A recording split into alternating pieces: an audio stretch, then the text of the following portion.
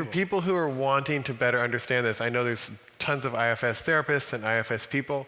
Are there internal practices that we can do on a daily basis that just allow us to move towards more of a sense of because I feel like so much of our persona gets built up around pain, right? I'm going to appear confident because I don't want to look weak, or I'm going to appear smart because I don't want to look stupid. Or so there's this way in which it creates this chaos, and I'm wondering, besides kind of more the therapeutic, are there practices or orientations that we take that allow that to soften somewhat so we don't have to try to hide and also try to present this image? Yeah. We have a goal of trying to bring this out to the public, sort of like a MBSR kind of thing, where people can do a lot. What we just did, most people can't do by themselves. Some people can, it's amazing. I can't, but people can get to know their protectors. Like even just going and showing appreciation to this guy that you thought was such a drag. Initially you didn't like him.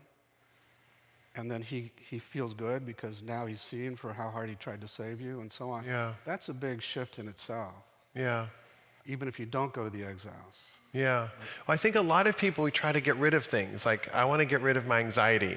Right. I don't want to be anxious. Exactly. And so I'm going to figure that out, and I feel bad when I am anxious. And you're presenting a different. Totally different. And with my heart in my throat, I'll make a dig at the spiritual community, because this is where we are. The ego becomes the enemy in this community too often. And the ego is just a bunch of these little protectors who are deserving of this kind of love and appreciation, rather than being the monkey mind that you're supposed to dispose of. Yeah. So with that anxiety, is your suggestion to almost thank that anxiety? Like, Totally. Thank you so much for, but I see the anxiety is creating havoc in my life. So how am I supposed to thank it for creating havoc in my life? If we had another hour, I would help you do that.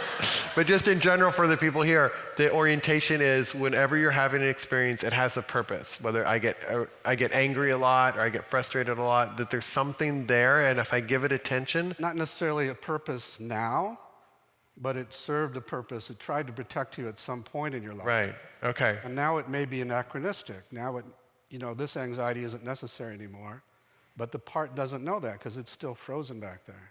Got it. So we go with open curiosity, compassion, hear its secret history of how it got stuck in that role, Yeah.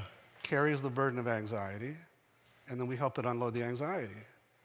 But if you're yelling at it all the time, or you're irritated with it all the time, it's just going to get stronger. So. Can you do this with political leaders who might not? They got to want it. Yeah, okay. Because it seems like our culture is built around creating personas out of trauma, right? We get hurt, and all of a sudden I'm going to become this successful person, or this powerful person, or this whatever person. And to be able to understand that and tap into it, but it never quite satisfies us, right? No matter what power we get, what accomplishments we get, whatever we get, there's still that. It's true. You can imagine the exiles in our current president. Yeah. When I see him now, that's what I see. Yeah. And then he's got these protectors, like my understanding is his brother drank himself to death, and to save himself, he took on the energy of his father, which hates vulnerability. So his biggest protector, and then he's inflicting that on our country. Right. But it really was just to save his life. Right. It had a purpose at a moment. He needed it. It saved his life. Right. And now he's stuck with it as what we call a legacy burden. Right. Until we bring awareness to it and bring gratitude to it and witness its pain. Yeah. Seems like the hardest part when you always do that process was like, can you just witness his pain? Yeah. I'm like, really? It's so hard. But that's everybody's reaction at first, because we all have protectors that don't want us to go back there. Yeah. What's the point? Why should I grovel in that, right? Right. So we have ways I'm basically a salesman, so I'm selling hope to these parts, that there's some good reason to go there. Yeah. Because we're not going to grovel in it. We're going to get them out of there and unload this pain. Right. So these protectors don't have to worry about it anymore.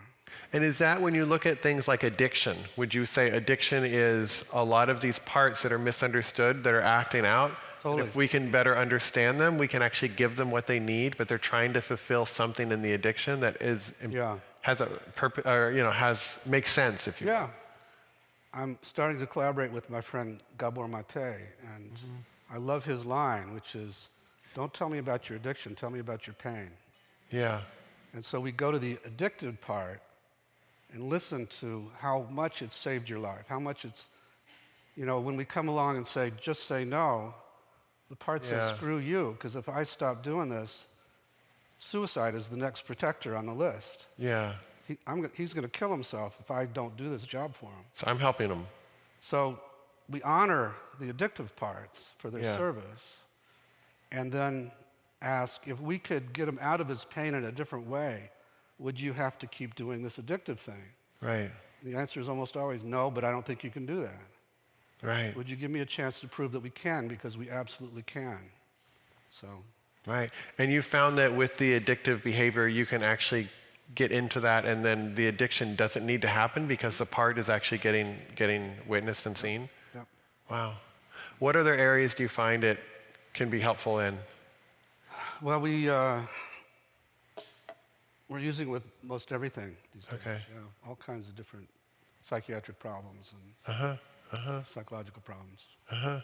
And was this something that you feel like you kind of Stumbled onto. stumbled onto this, right? Where you're like, there's parts in a family, and those same parts must exist internally in us.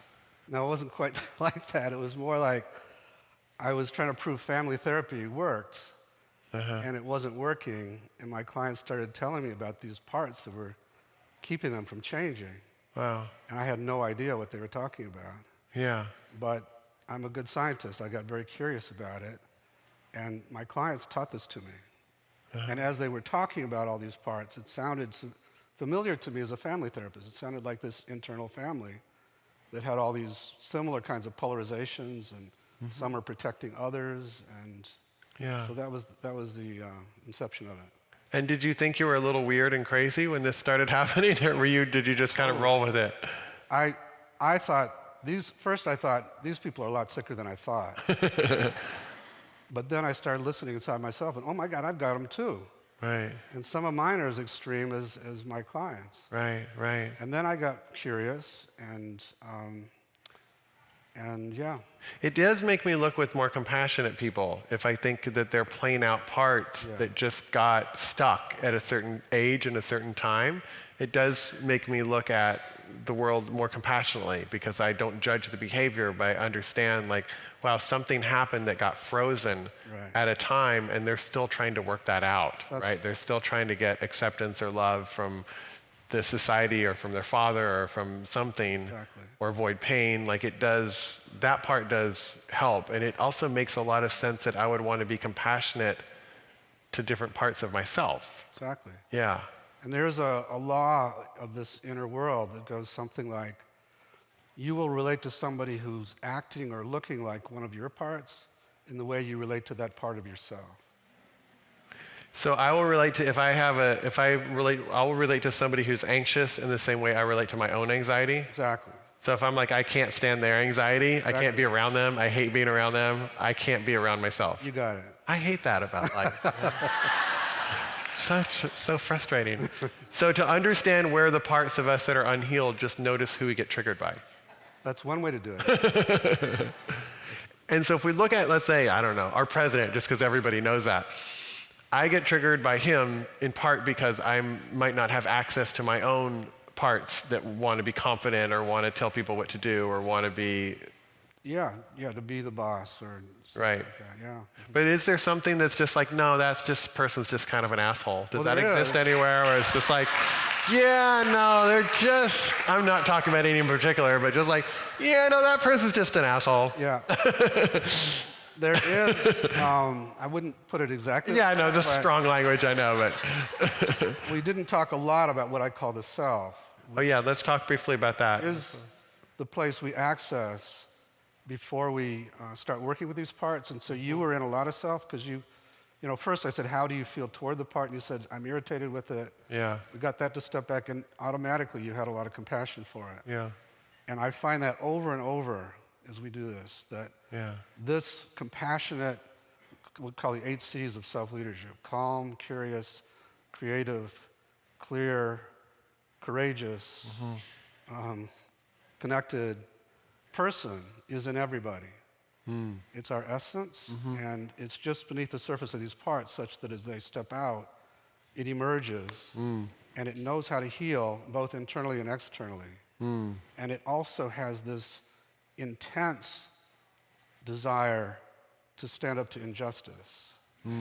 So a lot of what the panels were talking about, and Marianne this morning, and is if we access self, we will automatically start to change in the external world. And my belief is that a lot of psychedelics immediately access a lot of self.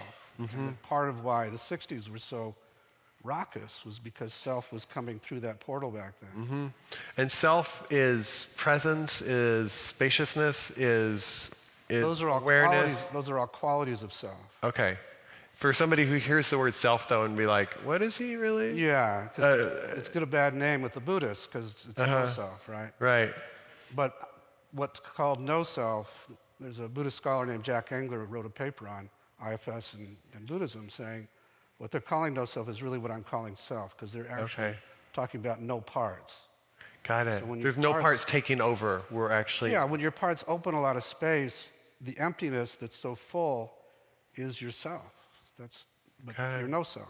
Yeah, I think it was actually Eckhart Tolle, who comes from a different world, but he said whenever you break a pattern, that the energy of that pattern gets transformed into presence. So if you have a pattern that you're caught in, it's taking up energy, and as soon as you can see that and not follow it, that builds presence. And it sounds like you're in a similar understanding that... Similar understanding, although I could do a rant about his... Okay, yeah. Which I probably shouldn't do. Well, we're out of time, and you've got to go to Q&A. But yeah, another time. Dick Schwartz, everybody. Thank you so much.